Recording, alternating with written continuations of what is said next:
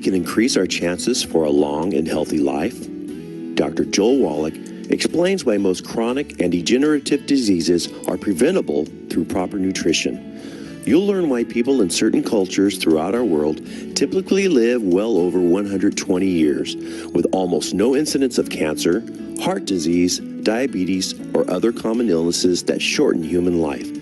You'll also learn the vital role that minerals play in maintaining our health, and why our modern diets are sorely lacking in these life-sustaining nutrients. Listen now to a live presentation by a man who is making a major impact in the field of alternative medicine, Dr. Joel Wallach.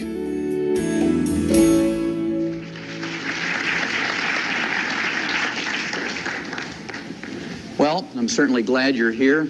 How many of you grew up on a farm or still work a farm or have anything to do with livestock?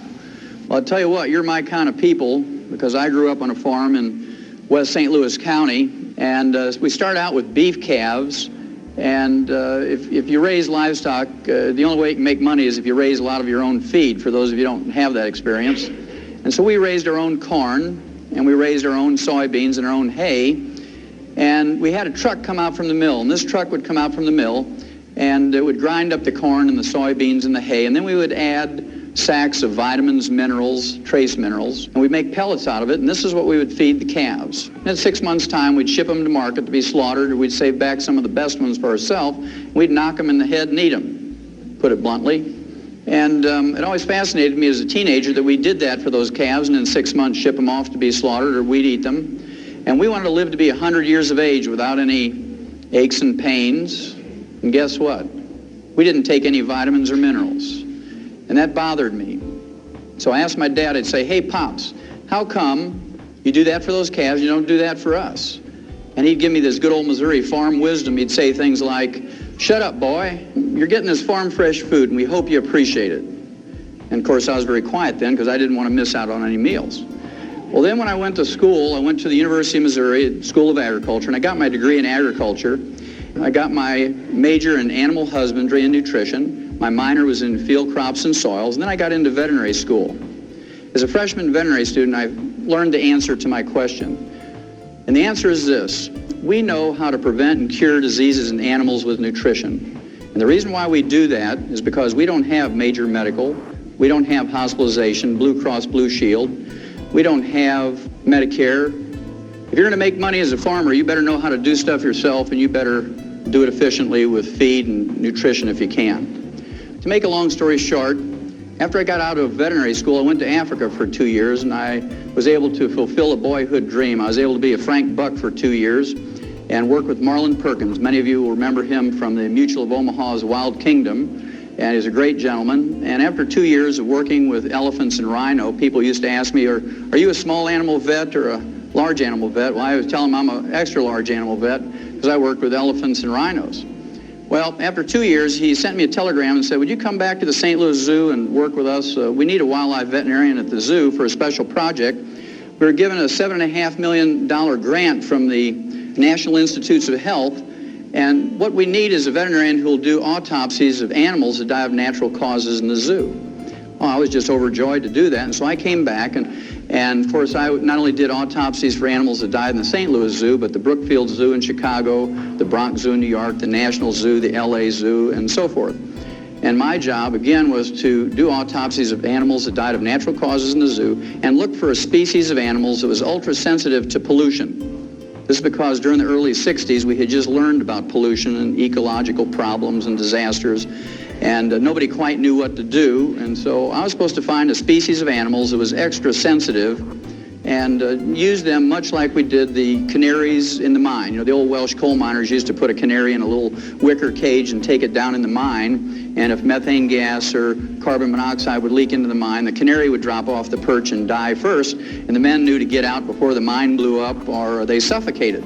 Again, to make a long story short, over a period of some 12 years, I did 17,500 autopsies on over 454 species of animals and 3,000 human beings who lived in close proximity to zoos. And the thing that I found out was this: every animal and human being who dies of natural causes dies of a nutritional deficiency.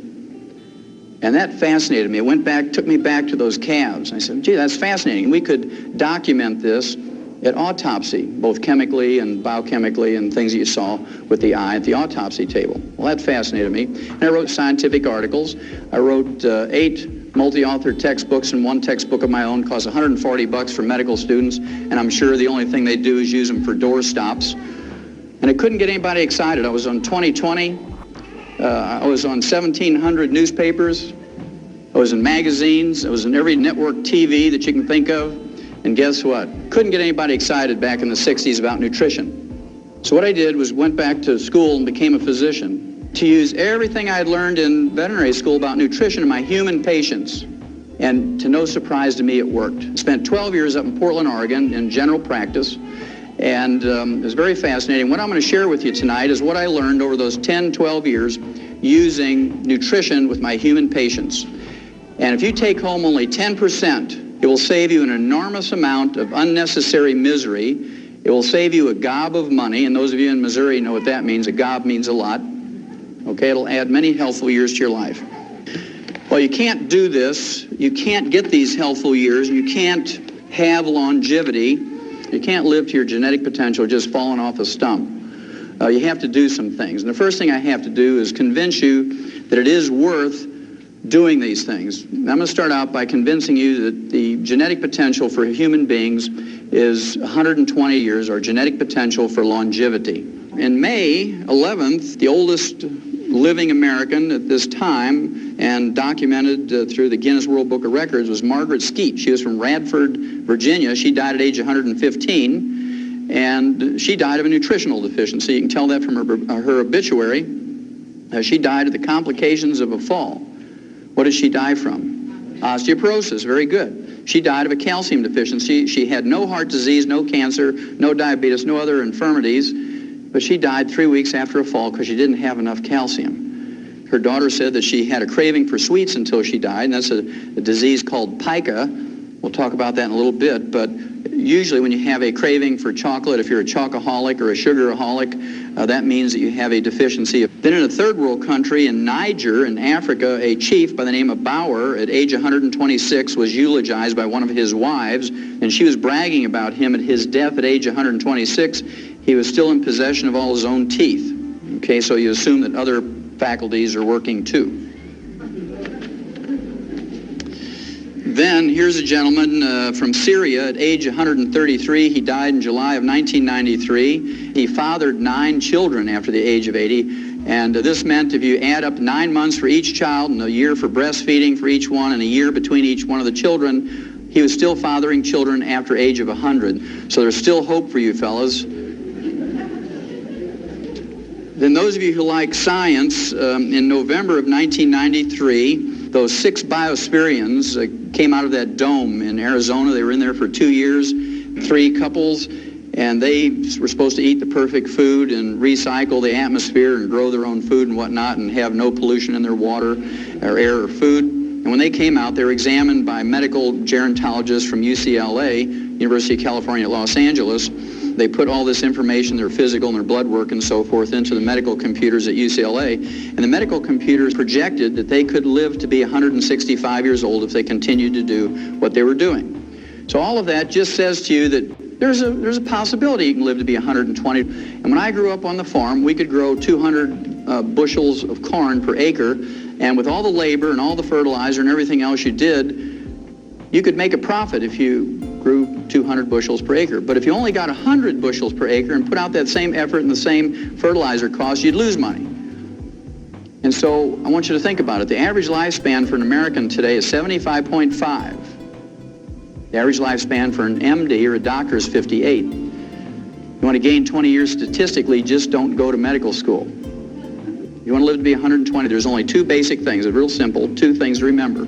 Number 1, you have to avoid the pitfalls. You have to not step on the landmines, I call it. And those of you in the military, you know what that means. You do something stupid like step on one of those things, you kill yourself wastefully or unnecessarily. And of course, if you play Russian roulette or smoke excessively or drink excessively or wear a black sweatsuit and run down the middle of the highway at 2 o'clock in the morning, you're going to get struck by a car.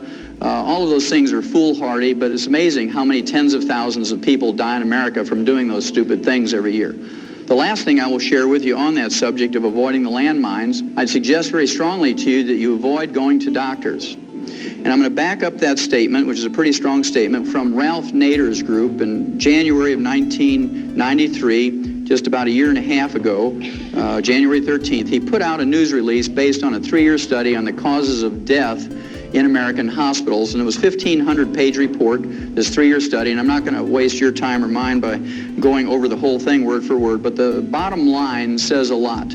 Quote, 300,000 Americans are killed each year in hospitals alone as a result of medical negligence, unquote. I'm going to read that figure again because it's a huge figure. Quote, 300,000 Americans are killed each year in hospitals alone as a result of medical negligence, unquote. Now, he didn't say slipped away quietly out of neglect in a corner somewhere while they're waiting for an x-ray. He used the word killed. When you use the word killed, that means there was a procedure the doctor was doing went wrong somehow. That means that they gave them a wrong prescription. They put a decimal point in the wrong spot and gave them an incorrect dosage. These people were killed. 300,000. To appreciate how big a figure that is, you have to compare that with our military losses in Vietnam over 10 years, where we lost 56,000 people over 10 years, or an average of only 5,600 a year, on a field of battle where people had guns and artillery and explosives trying to kill each other. And millions of people poured out into the streets and protested that war. We had political anarchy in the last 3 years of the war. Students took over universities and colleges with guns and explosives. National Guardsmen shot students at Kent State in Ohio. We chased a president out of the presidency for 5,600 military personnel a year.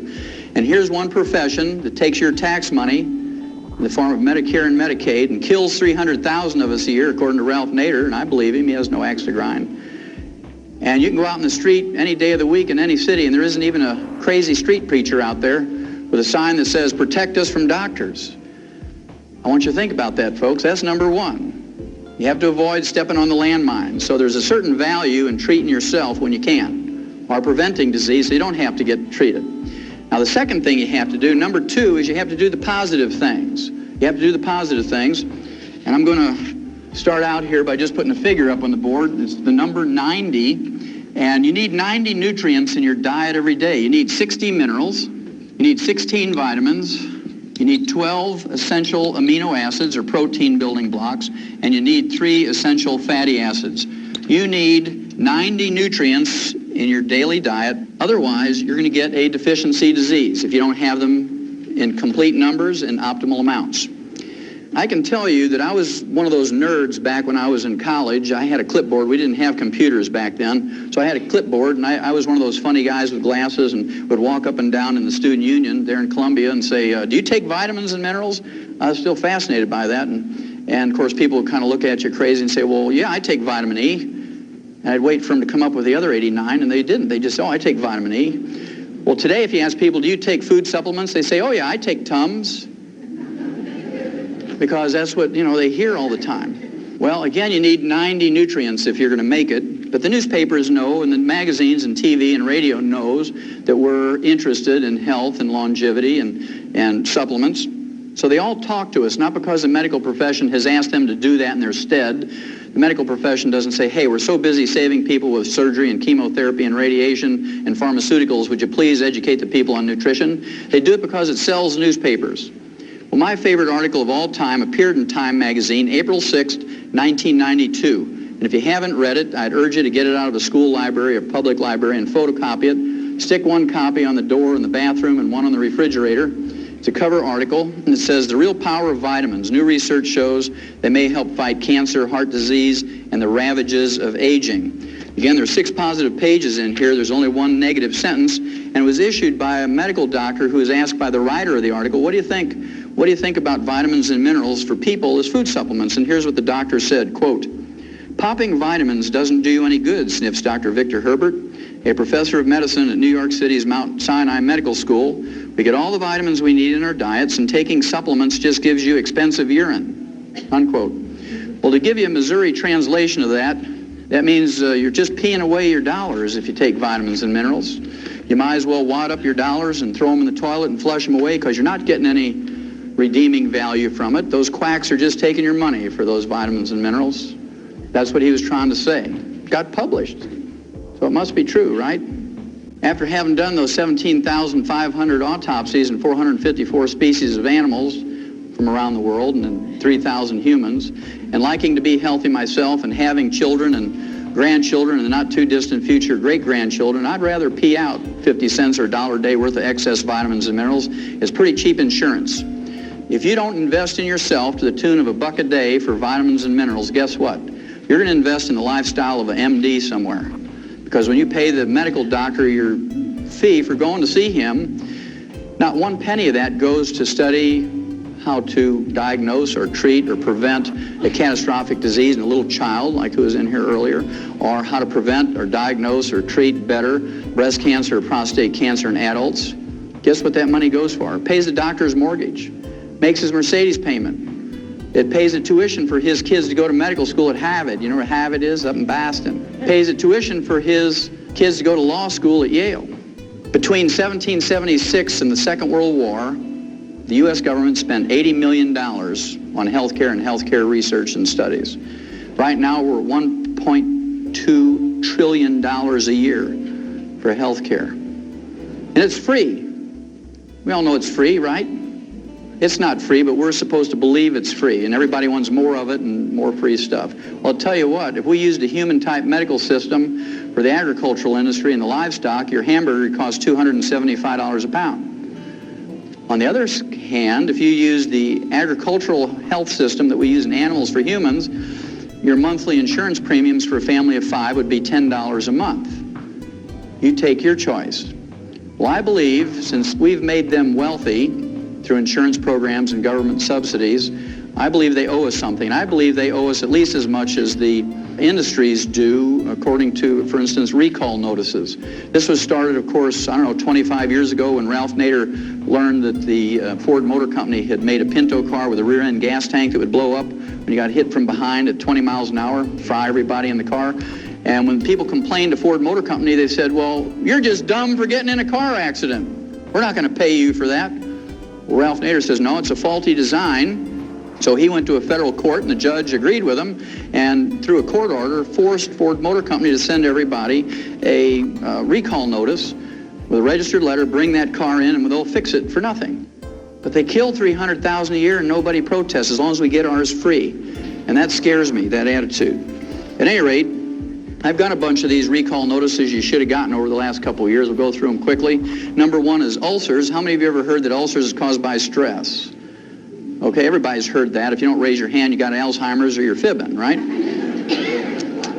Well, we knew 50 years ago in the veterinary industry that ulcers, at least in pigs, was caused by a bacteria called Helicobacter pylori. And, of course, we couldn't get one of these high-priced stomach surgeons from Mayo Clinic. In fact, we always used to yell, hold the Mayo, when they'd say stuff like that. Otherwise, your pork chops would be $275 a pound to pay for that kind of surgery. And we learned that with a trace mineral called bismuth and the tetracycline antibiotic that we could prevent and cure those stomach ulcers in pigs without surgery. And so that's what we did. It cost $5 to cure a pig of stomach ulcers with bismuth, the trace mineral, and tetracycline. Well, the National Institutes of Health now, not the National Enquirer, but the National Institutes of Health came out in February 1994 and said, ulcers are caused by a bacteria called Helicobacter pylori, not stress. And they can be cured. They actually use the cure word in this news release. Medical researchers never do that. They always say, shows promising results or may be beneficial. They use the cure word, National Institutes of Health, and they say can be cured with a combination of the trace mineral bismuth and tetracycline. Well, for those of you who don't know what bismuth comes in, you can get it from any grocery store or drugstore. It's pink, about $2.95 for an 8-ounce bottle, and it's called Pepto-Bismol. So a teaspoon a day full of Pepto-Bismol and some aureomycin calf scour pellets, you can take care of ulcers. Now you have your choice, whether you're going to treat your own for $5 or go get whittled on. That's your choice. Then what's the number 2 cause of death in Americans? Terrible disease called cancer, right? Now when doctors get information on cancer, you'd think they'd photocopy that, and when they send you that bill, they should send you some photocopies of this stuff. Well, in September of 1993, the National Cancer Institute, not the National Enquirer, but the National Cancer Institute, and the Harvard Medical School up in Boston did a study on cancer patients, and they came out and they said an anti-cancer diet was found. Well, at any rate, they picked China to do this study because in one province, Henan province in China, they have the highest rate of cancer in the whole world. They took 29,000 people for 5 years in this study, and what they did was give them different vitamins and minerals at double the recommended daily allowance for Americans. Now, that's a trivial amount. For instance, they used vitamin C for one group, and of course the RDA, or recommended daily allowance for vitamin C, is 60 milligrams. Double that's going to be 120 milligrams. You can't go into a health food store and find a vitamin C tablet or capsule for less than 500 milligrams for an adult. And of course, Linus Pauling, the gentleman with 2 Nobel Prizes, says if you want to prevent and treat cancer with vitamin C, you got to use 10,000 milligrams a day. Well, all the doctors who used to argue with him back 35 years ago are all dead. And today, Linus Pauling's still 94, and he works 14 hours a day, 7 days a week on his ranch in the Big Sur in California and teaches at the University of California, San Francisco. So you have to make up your choice whether you're going to listen to the dead doctors or Linus Pauling. Your choice. Okay, vitamin C, double the RDA, nothing happened. Vitamin A, double the RDA, nothing happened. Zinc, riboflavin, the trace mineral molybdenum, niacin, nothing happened.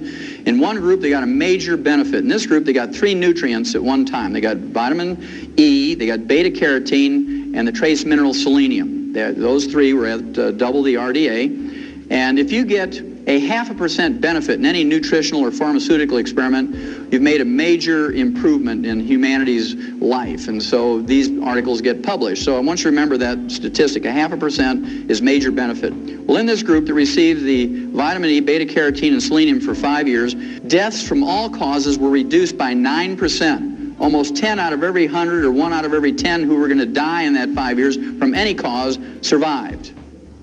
Then cancers, all cancers, 13% survived who would have died without those 3 nutrients.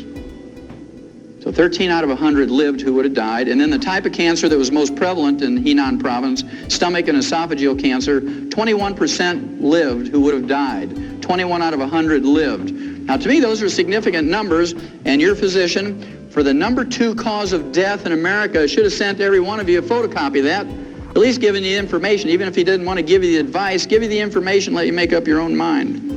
Well, here's one I think is funny on one hand, and on the other side, it tells you the attitude of physicians. This has to do with arthritis. It was in September 24th, 1993 that it was released. Again, it was from the Harvard Medical School and the Boston VA Hospital. How many of you in here have ever been to a VA hospital? Anybody in this room? Okay, good. Well, you know, the people who've been to a VA hospital, you have 2 opportunities to give your life for your country. Once on the field of battle, and the other's in the VA hospital, right? Well, at any rate, the title of the release was Chicken Protein Halts the Swelling and Pain of Arthritis in a Patient Trial. And what they did, they took people who failed to respond in any way to medical treatment for arthritis. These people got gold shots, methotrexate, they got aspirin, prednisone, cortisone, everything else you can think of, physical therapy, and the only thing left for them was joint replacement surgery. Okay, now before Harvard Medical School, the VA hospital was going to give it to them, they said, look, we're looking for some people who are willing to suffer for 90 more days, just 3 months, because we want to try something, a short-term experiment, and they got 29 volunteers. And what they did for those 29 volunteers who failed to respond in any way to medical treatment for arthritis was they gave them a heaping teaspoonful of ground-up dried chicken cartilage in their orange juice every morning. Just a heaping teaspoon of ground-up chicken cartilage. And in 10 days, according to Harvard Medical School, all the pain and inflammation was gone. These are people who didn't respond in any way to medical treatment. In 30 days, they could open up a new pickle jar that had never been opened. And in 90 days, 3 months, they had maximum return of function. Here's the funny part. The funny part comes by a statement of the guy who was the director of that study from Harvard Medical School, and here's what he said, quote, listen to the words, they're very important, quote, after 3 months it was clear that the drug was beneficial, unquote. Because it worked, chicken cartilage had become a drug. You can see he's thinking about patent numbers, and his eyes are rolling around with $300 a capsule, 20 patients, and you can just see him calculating, right?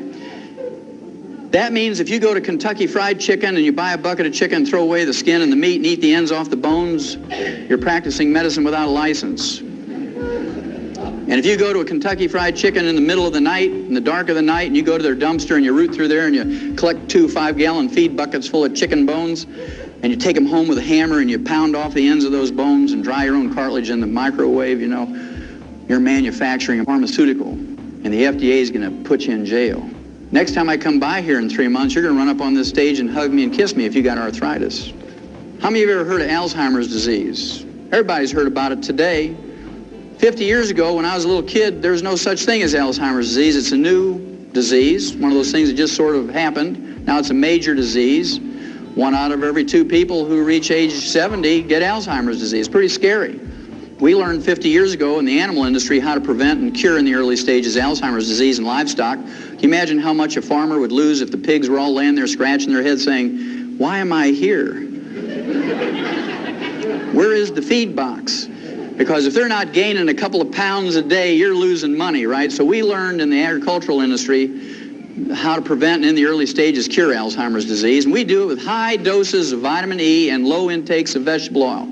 You say, Wallach, that's crazy. High doses of vitamin E. Well, you should have got a recall notice from your doctor in July of 1992 because the University of California, I mean, we're talking about a sophisticated research medical school here. University of California, San Diego came out and said vitamin E eases memory loss in Alzheimer's victims.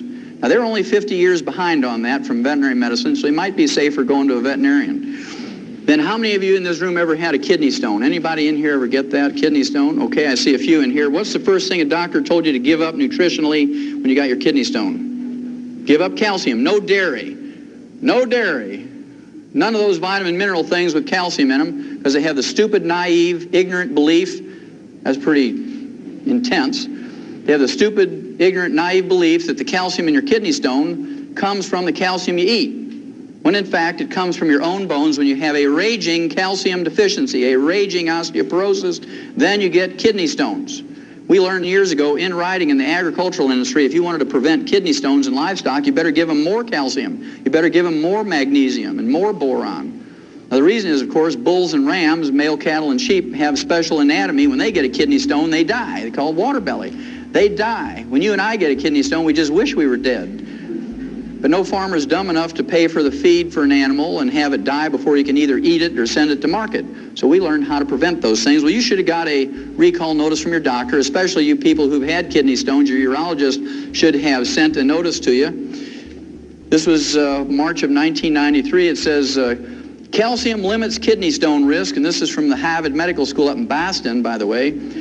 In a study that turns conventional medical wisdom on its head, researchers have found that people whose diets are rich in calcium run a reduced risk of developing kidney stones. In a study of more than 45,000 people who were ranked into 5 categories, the group that had the most calcium had no kidney stones. Now, about 5 years ago, when I started out on this crusade and started lecturing to people all across America, and I'm in one time zone and the next and all over, I knew I was going to get crazy out there doing this. Last year I was on the road 300 days out of the year, 300 out of 365 days. And so I decided I needed to have a hobby that I could take with me. Every time I get a little wacko, I could go in my room and do this hobby and I'd be okay. You know, it'd be kind of like having a little piece of home with me wherever I went. And I wanted to have a hobby that would help other people. I didn't want to collect baseball cards because I like football. And I didn't want to do just crossword puzzles because good mental exercise, but wouldn't help anybody else. And I couldn't take my compost pile. I like to garden, and the hotels don't like that, you know. So I decided I was going to collect obituaries of doctors and lawyers.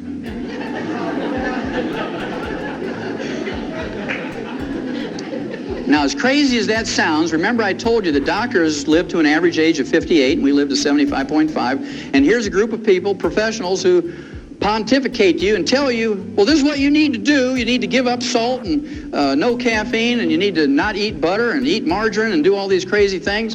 And they die at age 58 on the average. And anyway, I got a few of them here, some of my favorites. This Dr. Stuart Cartwright, age 38.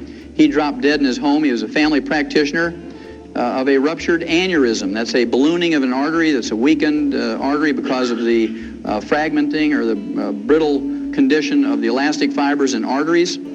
Just like when you hit a chuck hole with your car tire and you break the cords in there and you get a balloon, he dropped dead like he was poleaxed, okay, right in his home from a ruptured aneurysm. Now, we learned in 57, aneurysms are caused by a copper deficiency. We had a pilot project, turkeys, and we made complete food pellets where you put all the 90 nutrients in there. And in the first 13 weeks, fully half of those turkeys died. Farmers were out there every morning picking them up by the bushel basket.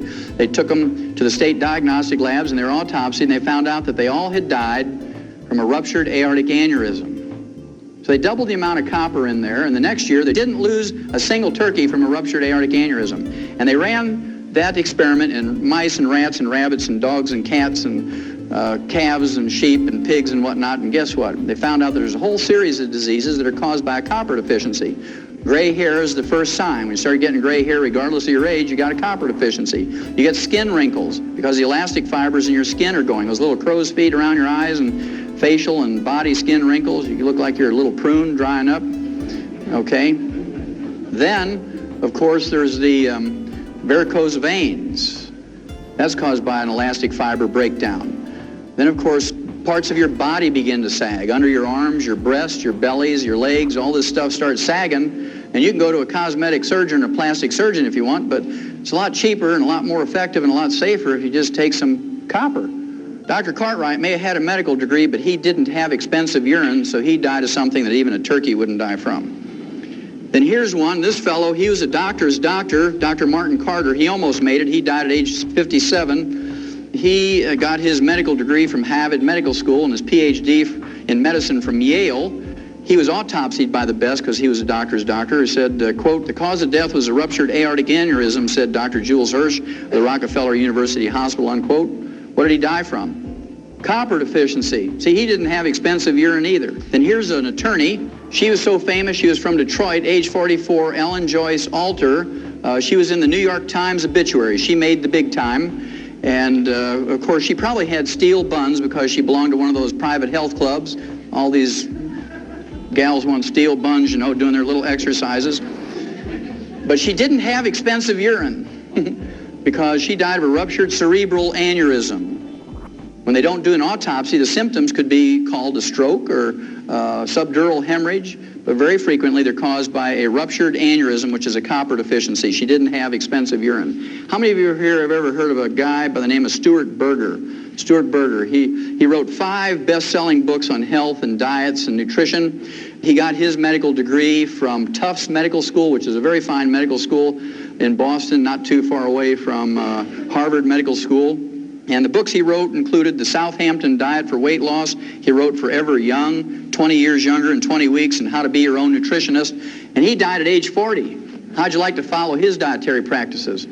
He died at age 40 of cardiomyopathy, which is a selenium deficiency. The same cause as white muscle disease or stiff lamb disease. And any farmer can go to a feed store and get selenium pellets or selenium injections, things like Selatoc and Bozy and so forth. And Dr. Stuart Berger, a guy who wrote 5 best-selling books on nutrition, died of a nutritional deficiency.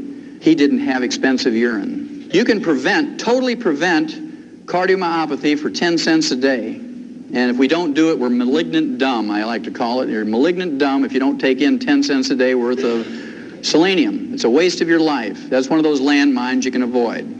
The medical treatment of choice for cardiomyopathy is a heart transplant. Costs $750,000. I want you to think about that. They get the heart free from a donor. They get the blood free for the surgery from the relatives. They use $2.50 worth of suture material, and they charge you $750,000 for that procedure. Now, 6 months ago in LA, when they had the earthquake, they were putting people in jail for 60 and 90 days for price gouging, for selling these terrified people a gallon of water for $4. They put them in jail for price gouging for selling them a gallon of water for $4. Now, to me, that's entrepreneurialism. You know, that's being in business for yourself. If you had a way to distill water and make water, and you had a car and you could get in there and sell those people a gallon of water for $4, hey, more power to you. Because if you go to a 7-Eleven and buy a quart of Evian water, it's $1.29. So 4 of those quarts is $5. Kind of interesting, isn't it? They said it was price gouging because those people were terrified. Well, talk about a person who needs a new heart. They're terrified. $750,000, we should put those doctors in jail. But we bow to them because, oh, that's high-tech medicine. Out of 270 million people in America, you save about 50 a year. Is that cost-effective? I don't think so. Dr. Stuart Berger didn't have expensive urine. Now, here's the last one, and many of you may know this woman. Her name is Dr. Gail Clark. She was age 47. She was the chief cardiologist of the West St. Louis County group of hospitals. She was the chief cardiologist for the St. Mary's Health Center in Richmond Heights in St. Louis County. She was age 47. Guess what she died from? Heart attack, a cardiomyopathy heart attack. You can just see her walking down the hall. She's got the stethoscope around her neck. You know, this is their little status symbol. Got my stethoscope around my neck. Back when I was in school, they folded it up very bravely and put it in their pocket. Boom! She falls down. She has a heart attack right in the hall.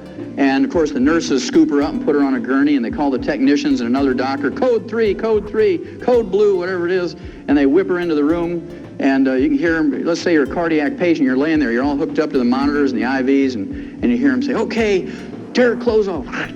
Okay, stand back. Didn't work, turn it up, stand back. And then you hear that terrible sound when you know that the treatment didn't work. The flat line when you know the heart is gone. And everybody walks out of the room dejected, and you say, nurse, what happened next door? And she says, well, your cardiologist, you know, the chief cardiologist of this hospital, age 47, Dr. Gail Clark, just died of a cardiomyopathy heart attack. We can see all the patients, they're holding their gowns. And they're running out of that hospital, leaving their watches and their shoes and their checkbooks and everything and their plastic credit cards because they don't want to get what Dr. Gail Clark got. To me, the Reader's Digest is a magazine that never says anything negative or bad about anybody or any group. It's the sweetest little magazine that ever was. The September 1993 issue features an article that says, can you trust your doctor? It lists 12 ways that doctors scam your money, and I'll let you read 11 of them yourself. I'll give you the worst one. In addition to their income from office fees and surgical fees and lab fees and hospitalization, doctors get a kickback from the labs and the x-ray labs and clinics and hospitals. They get a kickback of $421 every time they send you in for a CAT scan or an MRI. And doctors tell you, oh, we do that because we're practicing defensive medicine, because if I miss something, 1 in 10 billion, you're going to sue me. So I do this just to protect myself. Well, if it was just to protect themselves and you knew them and they knew you, 90% of the people say, oh, just skip it, doc. If you don't really think it's necessary, let's save the money. But they got something more than defensive medicine to worry about. They get $421 in a kickback for every time they send you in for an MRI or a CAT scan. Well, when I practiced for 12 years up in Portland, somebody come to me with a terrible headache, never had one, I'd just walk up to them and tap them on the sinuses, and if they collapsed to their knees, I know they had a sinus headache. Oh, doc, why'd you do that? Well, I just wondered, that's a cheap lab test, you know. Then if they had, thank you, if they had blood dripping out of their nose, they'd take a $35 x-ray to see if they had a cancer in there. $35 and a free lab test, as opposed to $421. If I wanted to make that $421, I'd have been a good thief. What I'd have done, I'd have built a chute right into that CAT scan machine, because I knew how to build chutes living on a farm. And I'd have gone out in the street and I'd have got every homeless person, I'd line them up in them chutes, and I'd put soup and a Big Mac at the end of that tube, you know. And I'd say, I'm going to buy you a $1.50 dinner. I'm a good guy. I'm going to buy you a $1.50 dinner. You just got to go through this chute, go through that tube, and you get your sandwich and your soup. Man, they'd be flowing through there, maybe 100 a day. And I could start adding some things up. It'd be a lot of fun. At any rate, the average doctor gets $228,660 a year in CAT scan kickbacks. $250,000 a year. In any other industry, if you do that, politicians, lawyers, businessmen, stockbrokers, they get put in jail. But doctors, it's okay, because insurance pays for it. We don't mind if they steal. It's blind. It's free. Remember I told you I was going to tell you about pica. Pica is a funny disease, P-I-C-A. I'm not talking about the type style that you see in typewriters and computers. But pica is a disease that farmers know about. In horses, it's called cribbing, when they chew on the feed bunk, the wooden feed bunk. You know you better give them some minerals, otherwise they're going to eat that feed bunk. And cattle, dairy cattle especially, where they're losing lots of minerals through their milk all the time, intensive milking, you'll see them picking up big rocks in the creek and chewing on them, or they'll chew on barbed wire, or maybe you'll see them walking down through a path with a deer bone in their mouth or something, or a shingle. That's called pica. And a good farmer or husbandryman knows you better give them some minerals, otherwise they're going to eat the barn or something. In human beings, we see this at funny times. Pregnant women are notorious for pica. In the middle of the night, they'll elbow their husband and say, hey, you better get up, I want some pickles and ice cream. They're craving minerals because that fetus is pulling minerals out of their body. They need some more minerals, and so it's recognized as a craving for things like sweets and salt. We see this in pregnant women. I used to have people come to my practice and they say, Doc, do I need to go see a shrink? I said, why is that? Well, I wake up in the middle of the night and I go outside with a spoon and I eat dirt. And no, that's okay. Just make sure it's clean dirt.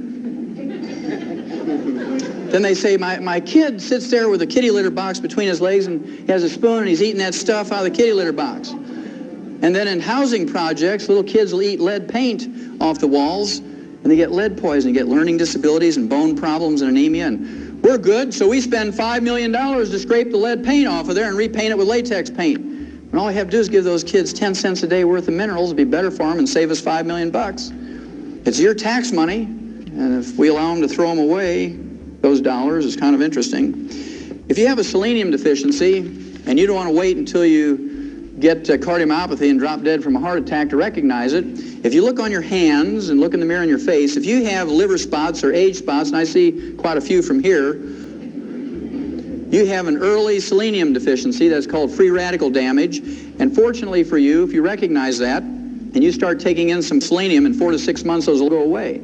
You'll reverse that in 4 to 6 months. And when they go away on the outside, they're going away on the inside, in your brain and your heart and your liver and your kidneys. And if you have low blood sugar, how many in this room have low blood sugar? Anybody in here have low blood sugar? Okay, about 10%. How many of you have ever seen a hyperactive kid who gets on sugar? Okay, about everybody in the room. People who have sugar problems are like alcoholics. There's good ones and bad ones. You know, the good alcoholics are one, when they get 2 drinks, they just go off in a corner and go to sleep, right? Same way with somebody with low blood sugar. They eat a big meal or they eat a piece of pie, 3 hours later, they clunk out and go to sleep. Then there's bad alcoholics. They're the one that gets 2 drinks in them and they get violent and raged and they want to fight everybody. Punch holes in the wall, you know, big brave fellows, and they kick their wife and kick the dog and take the chainsaw and cut their neighbor's tree down and all these wild things and drive reckless down the roads and kill people. Those are the bad drunks. Well, people who have blood sugar problems, there's bad blood sugar people too. They get a little crazy. Okay, I don't know how many of you remember the Twinkie defense, right? Remember somebody murdered 2 people. And he claimed he ate a Twinkie 3 hours before he murdered him, so they let him off because he got temporarily insane every time he ate sugar. Now, don't any of you try that. Well, chromium and vanadium deficiency will result in these sugar problems, low blood sugar, and if you let it go on for any length of time, you develop diabetes, chromium and vanadium. Then a tin deficiency, the early symptoms of a tin deficiency are male pattern baldness. I see a lot of tin deficiency in this room. Yes. And if you let it go on for any length of time, you get deafness. Then there's a boron deficiency, and you gals should know about boron because it helps you keep the calcium you take in your bones so you don't get osteoporosis. Boron. Also, it helps you make estrogen. It helps you fellas make testosterone. If you don't take in enough boron, you ladies are going to suffer miserably going through menopause. Okay, you're going to have all those terrible symptoms. You fellas don't get enough boron, can't make testosterone, you won't know whether to lead or follow on the dance floor. You're going to be confused. She's saying he's got a boron deficiency. The first symptoms of a zinc deficiency is you lose your sense of smell and your taste. You say, oh, you know, food just doesn't taste good anymore, and you don't have a cold or anything like that. And you say, your wife says, well, aren't you excited about dinner? I spent the whole day in the kitchen cooking dinner. He said, well, I didn't smell anything when I walked in. You know, he's got a zinc deficiency. Well, in laboratory animals, there's some 7 rare earths. These rare earths are trace minerals you need in lesser amounts than you need trace minerals, and they actually double the lifespan of laboratory animals. They've not been proven in humans yet, but I'm not going to wait 500 years for doctors to approve it. They're still arguing over vitamin C and calcium, right? So I'm just going to do it. Didn't kill any laboratory animals, just doubles their life, and it's not a drug. These rare earths are called lanthanum, praseodymium, neodymium, samarium, europium, ytterbium, and thulium. There must be a reason why they're named after Old Testament cities. Well, remember I told you we needed 90 nutrients, we need 60 minerals, we need 16 vitamins, 12 essential amino acids, and 3 essential fatty acids. And of course, we're lucky in that plants as a group can make most vitamins, amino acids, and fatty acids. Plants can do that because they just take carbon out of the air and make carbon chains to make vitamins, amino acids, and fatty acids. But you have to eat 15 to 25 different plants a day in the right combinations to make this happen. Theoretically, it's possible, but most Americans don't do it. The average American thinks if they eat some potato buds out of a Betty Crocker box, they're eating a vegetable. Okay, so you got to be careful what you're considering a vegetable. Then, of course, people want to do right by their doctor, and they eat low-fat turkey breasts, and they put a half a jar of mayonnaise on there, and they put it between 2 slices of Wonder styrofoam bread. Remember that stuff you can insulate your house with? And putting your shoes when you get a hole in the shoe. I remember when I was a kid, it was a lot of fun because we have Wonder Bread. We didn't have TVs back then on the farm. We didn't even have dryers that went round and round. So the only thing you could do in the wintertime was sit in the kitchen and wonder at a loaf of Wonder Bread. And it had the blue and red and green, yellow balloons on there. And if you read the labels as many times as I do, you know it said things like, helps build bodies in 12 ways. And about 15 years later, the FDA made them change it to help build your body 8 ways. Now if you go to the store and look at Wonder Bread wrappers, it just says Wonder Bread. So it kind of gives you a clue. So even though this is theoretically possible, it's not likely to happen that you're going to get your vitamins, amino acids, and fatty acids in proper proportions from your diet. And so if your life is as valuable to you as mine is to me, and my children's and my grandchildren's is to me, I would make sure that I take in all my vitamins and amino acids and fatty acids, because I guarantee you won't make it to 120 if you don't. You're just not going to do it. Now, minerals are another story. We have a tragic story when it comes to minerals, because plants cannot make minerals in any way, shape, or form, and if they're not in the soil anymore, they're not in our plants. Our farm soils and our range soils are depleted of minerals, and the crops, the grains, the fruits and the vegetables, and the nuts that are grown on these depleted farm and range soils are minerally deficient, and the people who eat them get mineral deficiency diseases, and the only way to prevent and cure them is with mineral supplements. You think it's gotten any better? No, it has not gotten any better. It's only gotten worse. And the reason is, if you guys do what we did, and people continue to do, is we put NPK on our land, nitrogen, phosphorus, potassium, and you see it as these 3 numbers in many combinations of ratios, and these represent percentages of these 3 nutrients, nitrogen, phosphorus, potassium. And those of you who don't have any experience on farms, the reason why we do this is farmers get paid for tons and bushels. There's no subsidy that encourages people to put 60 minerals back in the soil. You get paid for tons and bushels, and for $40 an acre, you can get the maximum yield in tons and bushels. It only takes 5 to 10 years to deplete the land of minerals, because every time you harvest a crop, those plants pull minerals out of the soil, many pounds per acre every time you haul a crop out. So soon those minerals are gone. And if you only put back in 3 and you take out 60, it's like a checking account. If you only put $3 in your checking account every month and write checks for 60, what's going to happen to your checks? Boing, boing, boing, they bounce, exactly. Well, I can tell you that our health is bouncing right now to the tune of $1.2 trillion a year. It's our responsibility, each and every one of us, to be responsible for our health and consciously take in these minerals. Well, I have a lot of people ask me, well, what did these people do thousands of years ago? They didn't even have commercial fertilizers. What did they do? These societies that had long-lived people and whatnot. Well, I want you to think about the Egyptians, the Chinese, people from India that lived around these great rivers, the Nile River, the Ganges River, the Yalu River in China. And what used to happen was every year or so it would flood, just like it did here in northern Missouri last year. And every time it flooded, guess what would happen? It would bring silt or rock dust from mountains from 500 or 1,000 miles away. And those people would pray to every god they had, the water god, the sky god, the wind god, the rock god, to flood. We pray, don't flood. They used to pray to flood because they had their floods during the wintertime, and it would put silt and minerals back in the soil, and their grain was very valuable. King Philip, who was the father of Alexander the Great, married the 12-year-old child queen of Egypt, Cleopatra. She didn't look like Elizabeth Taylor, all made up in beautiful costumes. She was a little flat-chested teeny bopper, not very sexy. But Philip married her because she controlled the best wheat in the world. And if he wanted his Macedonian army to conquer the world through his son Alexander the Great, he needed the best wheat in the world so you could march 20 hours a day, fight for 6 hours, and win. If they used the wheat from the depleted soils in Greece, they couldn't go 20 minutes without saying, "Mommy, pick me up." Can you imagine these big Greek soldiers? "Oh, my legs hurt, pick me up." And so they knew the best place to get wheat was from Egypt. It was those floods that gave them those minerals. And all those cultures that came up with all the great art and all the great technology came from those places because they had more intelligence, because they had more nutrition, more minerals, I heard somebody say. Very good. Well, you're getting the picture. Well, what I'm going to do here is I'm just going to pick out a couple of minerals, just a couple of them, so you get the idea. It applies to all of them. Let's just pick out a common one, like calcium. Everybody knows about calcium. Calcium deficiency will result in something like 147 different diseases. They're just different names. They're named after people like Bell's palsy. You know, everybody knows about that. One side of your face sags. It's not a true stroke. It just affects your facial muscles. It's caused by calcium deficiency. We'll talk about it in a little bit.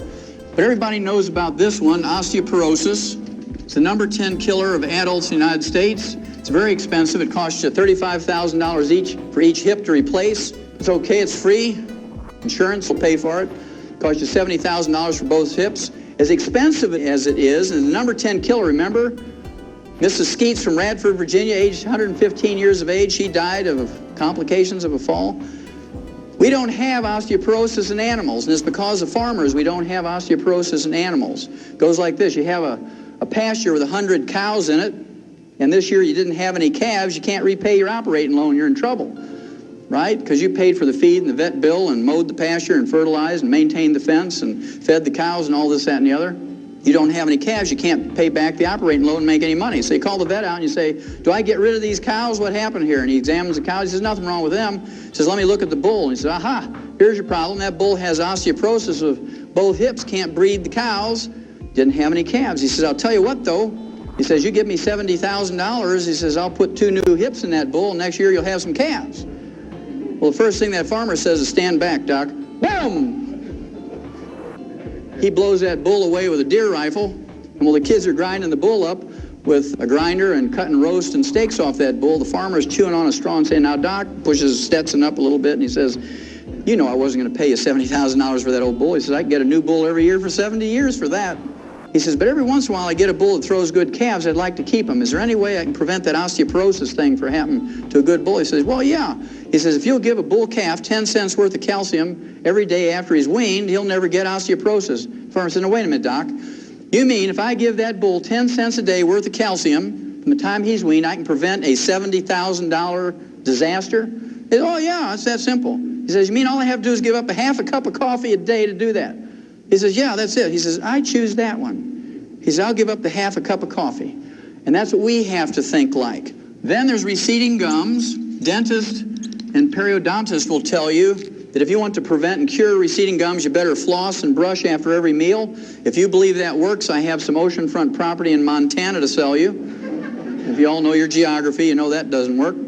Now, as a veterinarian, I've seen hundreds of thousands of animals of all kinds, mice, rats, rabbits, dogs, cats, sheep, pigs, horses, lions, and tigers, and bears, and they don't get receding gums. And they don't floss. Now, they do get funky breath, but they don't get receding gums. Well, if you want to smell something, you just let a camel breathe on you, boy.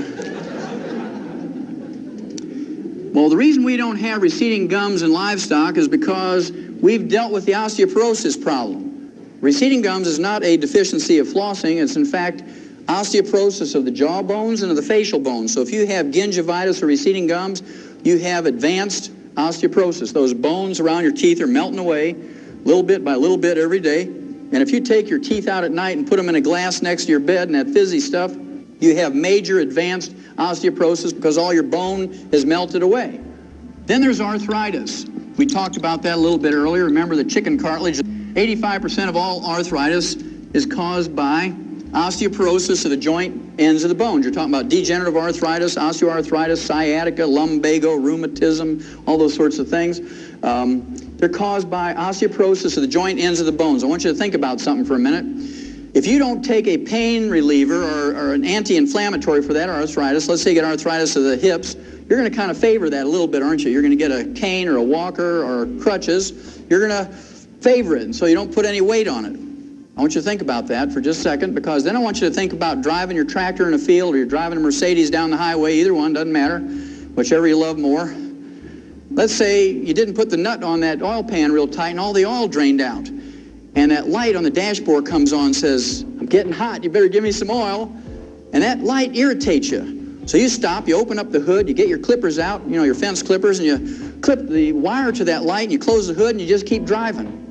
Would you do that to your tractor or your Mercedes? No, you wouldn't. But we take those pain relievers for arthritis, and we go out there and square dance and do the Texas two-step and do our 5-mile walks and our aerobics. That pill works real good, Doc, because it killed my pain. And you're just wearing that thing off faster and faster. Then your doctor's really going to get rich because you need joint replacement surgery. Then there's hypertension. This is one of my favorites, so I'll put a star over here. Hypertension is high blood pressure. What's the first nutritional thing that a doctor will tell you to give up nutritionally when you get high blood pressure? Give up salt. Everybody knows that one. That's been ingrained in our head. Well, they must think we're dumber than cows, because what's the first thing you put out for your livestock? It's about that big. A salt block. No farmer is going to be economically viable if you don't put a salt block out for your livestock. They're going to die. Your veterinary bills are going to go crazy. But we're supposed to believe that we don't need salt. You can get everything you need out of your lettuce and your whole wheat bread and stuff like that.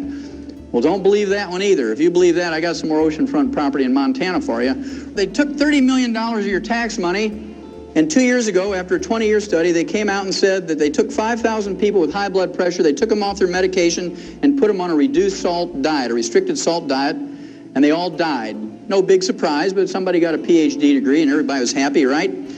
But when they looked at this results, they said that, only 99.7% of the people didn't get any results from that before they died.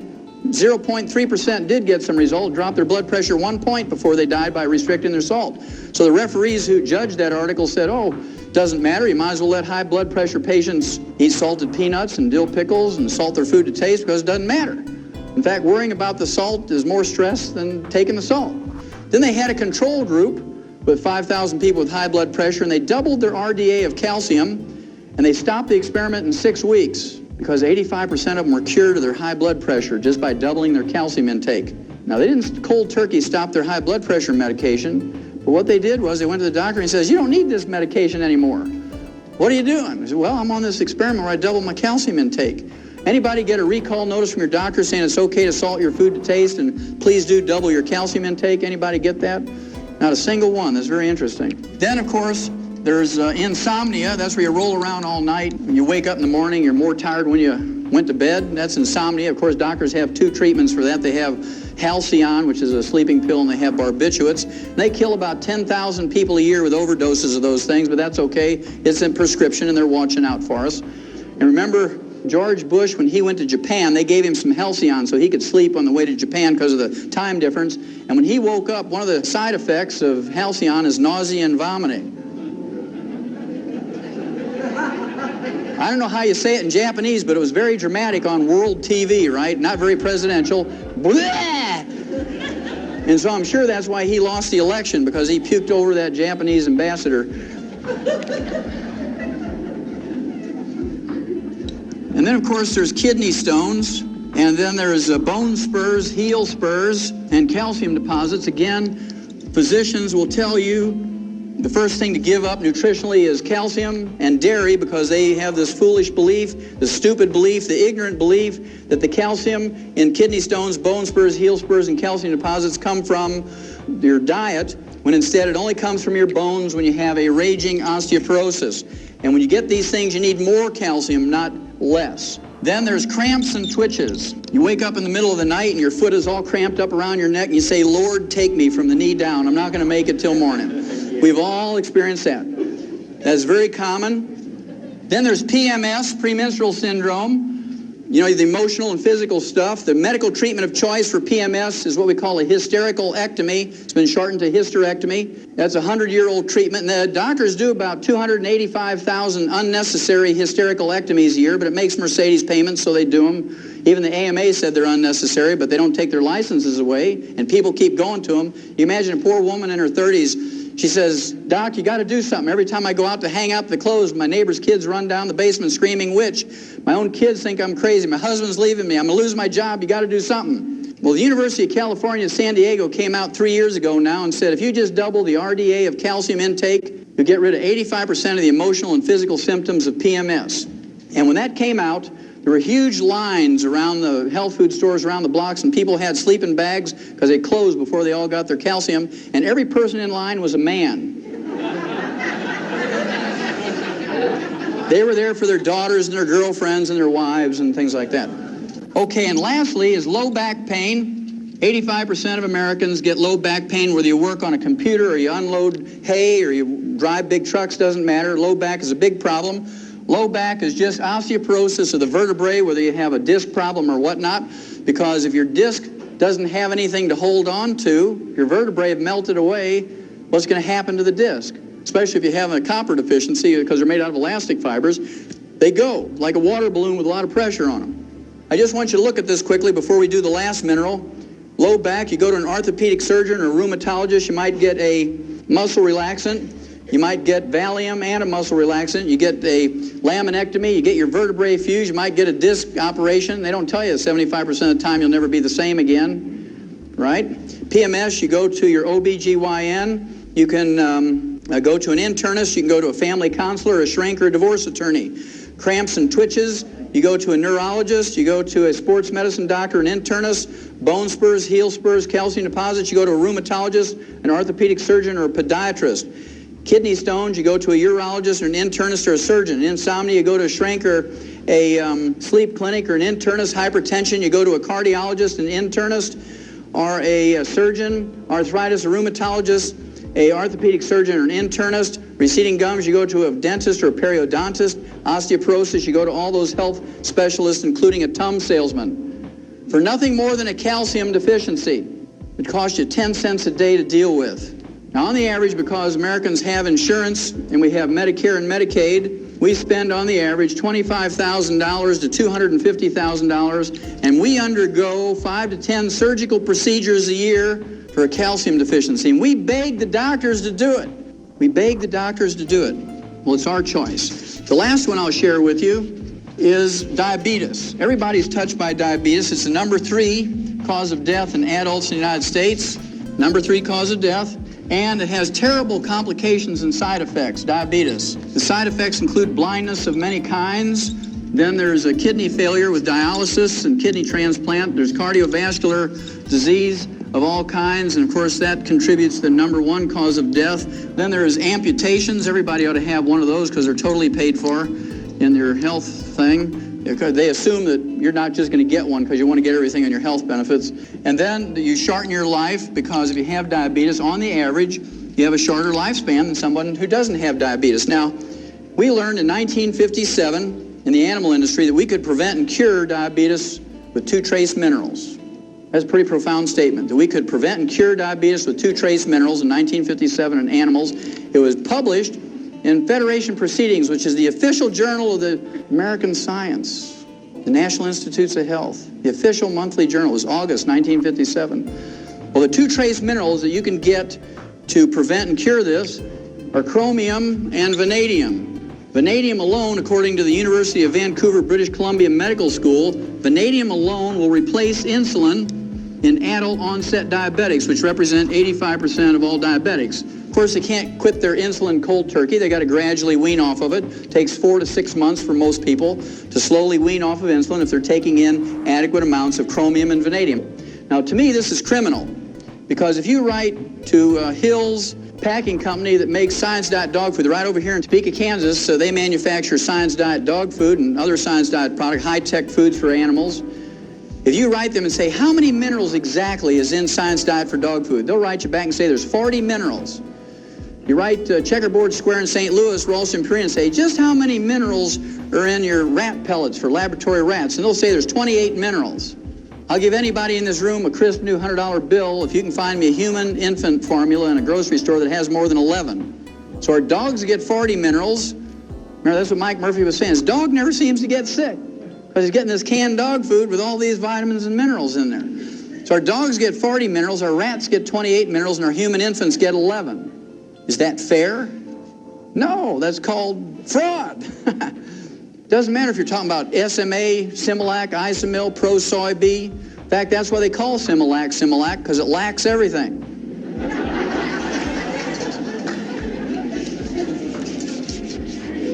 Okay, if I've convinced you that you have to consciously take in all the minerals yourself, that you can't depend on your food, and certainly you can't depend on anything that's boxed or packaged or bottled, there's 3 types of minerals that you have to be concerned about. One is metallic minerals. The metallic minerals are essentially ground up rocks.